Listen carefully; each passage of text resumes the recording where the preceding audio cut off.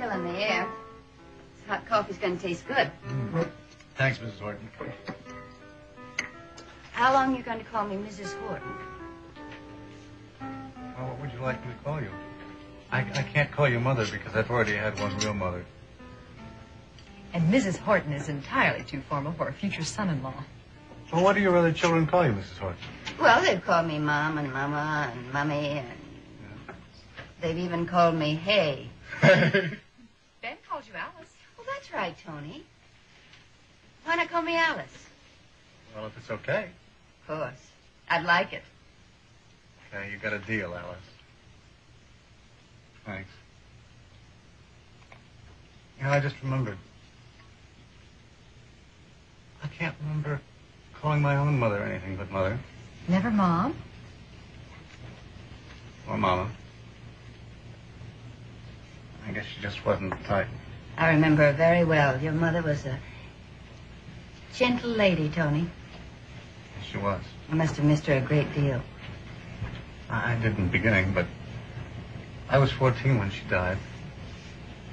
Well, I must say your father's done a wonderful job of bringing you up all by himself. He's a great guy. Oh, I just happened to think. Huh. You'll wear his uniform at the wedding. Oh, Mom, you're the absolute in. You've got a one-track mind. All right. I admit it. I'm square. But your wedding is the most important thing in my mind these days. Should I pretend it's not? Of course not. And so I just happened to think that Craig looked so marvelous in his uniform. I'm sure he'll wear it for you. Do you know what? She tried to con my nephew into being ring bearer. Well, of course. It was a fine idea. Stevie, what did he say? He just looked at Mom as though she'd lost her mind. Well, he said that he would play his drums at the wedding. Oh, that would be a great innovation. A little Marshall, don't you think? Well, I don't know. That's what a wedding day is, after all. D-Day. D-Day? Is that how you think of our wedding? Sure. No. This is really the first real wedding we've ever had in this family. Addie and Ben got married in Washington right after the war, and poor Dan married Kitty down at City Hall just before he was shipped overseas. Of course, your father and I could never afford anything but a very simple ceremony. Well, I think Mom deserves a real wedding. Don't you, darling? Absolutely.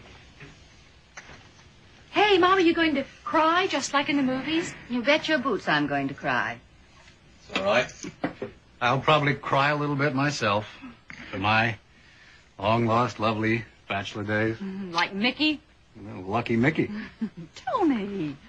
I am joining the Benedicts with tears in my eyes. Why don't you two go out and breathe some of that lovely autumn air? I think your mother's trying to tell us to cool off. The house doesn't have to fall on me. I can take a hint. Come. Night.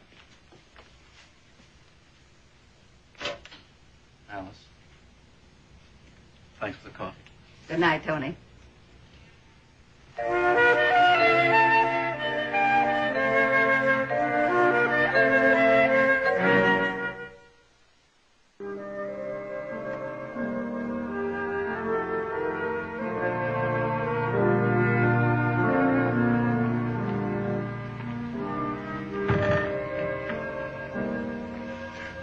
Mother's right.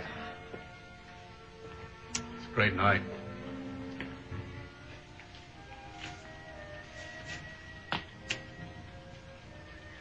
Smells like burning leaves and pumpkin.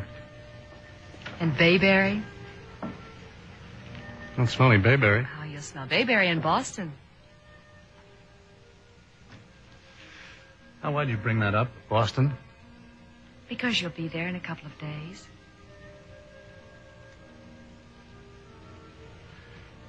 Won't be much fun without you. Oh, you'll have far too much on your mind to miss me.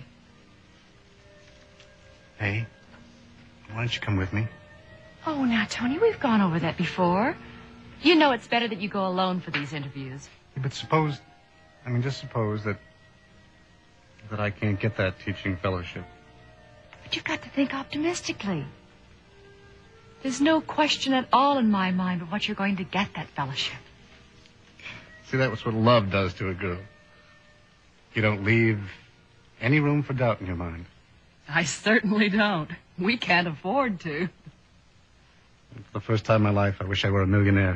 I don't. I'm glad you're you. Besides, with my working and with your fellowship, we'll have enough to live on. And we'll be together. That's what counts. It's my girl. Only what? Well, sometimes I think we're plunging into this marriage too soon. Too soon? I mean, it doesn't seem fair to you.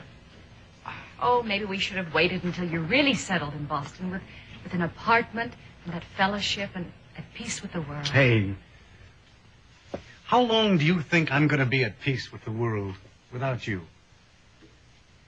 Well, I could come up to Boston later. Maybe even transfer to the university after next semester.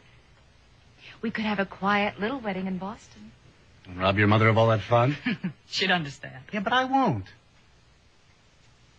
Hey, you don't seem to remember. That Thanksgiving wedding was my idea. I'm the guy who can't wait. I'm the one who's pushing this thing. And I'm doing that out of pure and simple self-interest.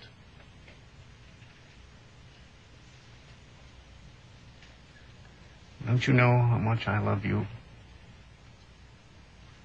Don't you know how very dear you are to me?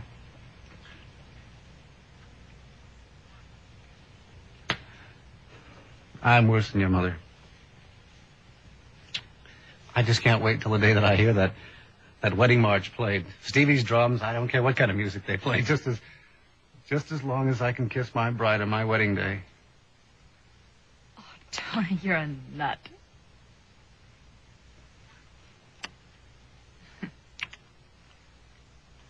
All right, now let's get down to practical things like where are we going to live? Well, if you get the fellowship... If I get the fellowship. When you get the fellowship. Okay. We'll have a bit more money, and we can look for a little apartment in Boston. Mm-hmm. And then I can find part-time work until I finish my degree. I can get it in a chemistry lab. Well, we can get a little houseboat on Charles River. Do they have any to rent up there? Well, I don't know. Well, I don't know. Maybe that's kind of a quaint idea. Wouldn't it be rather chilly in the winter?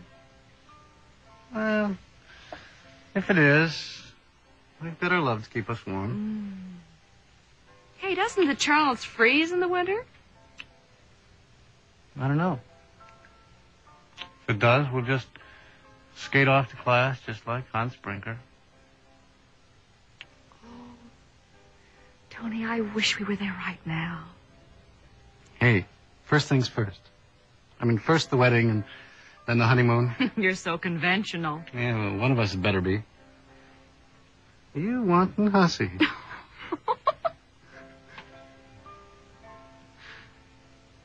Do you realize that you and I have the whole long, wonderful lives ahead of us? You realize that?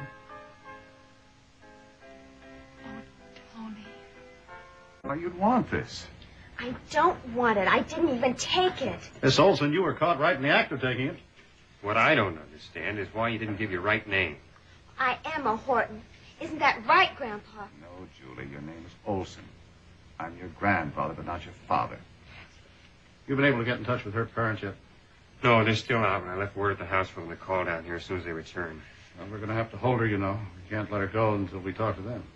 May I arrange for a temporary release? I'm an attorney. I know you are, Mr. Horton, but no, not in a juvenile case. We've got to talk to the parents. Yeah, that's right. Wouldn't you just know Ben would be out in a party at a time like this? That's why I didn't give my right name, Uncle Mickey. I knew they'd never be able to find Dad. Your mother and father haven't run away. They're just out for the evening. A perfectly normal occurrence. They're always out. Now, let's get back to you for a moment. What's behind all this, Julie? You have a fur jacket at home that's worth twice what this is. Why did you want to take this out of the store? I didn't take it. I was just going to try it on. You took it. Out of a display case, you put it into that bag, and you didn't try it on. It was just a gag. We were just horsing around. Diane and Carol dared me to take it. Julie, we did not. Oh, sure you did. You called me chicken and you dared me to take it. Julie Horton, that's an out-and-out lie, and you know it. It was your idea, not ours. That's the truth, and you better know it. Go ahead. Gang up on me. Well, that's what you get for blaming All it right, on us. now. Your folks will be here in a few minutes. You just simmer down. And as for you, I saw you take it, so don't try to blame everybody else. Grandpa, are you going to let him talk to me like that? Julie, this is a police station, not your own living room. Well, why is everybody accusing me without even a trial or anything? Trial? Julie, get this through your head. This detective saw you take the stone with his own eyes. Well, what was he doing? Following me? No, Miss Olson, I was not following you. There have been a lot of thefts in that store over the past few weeks. I've been stationed there for 1 solid week, just watching for shoplifters like you. Well, what am I, some kind of a criminal?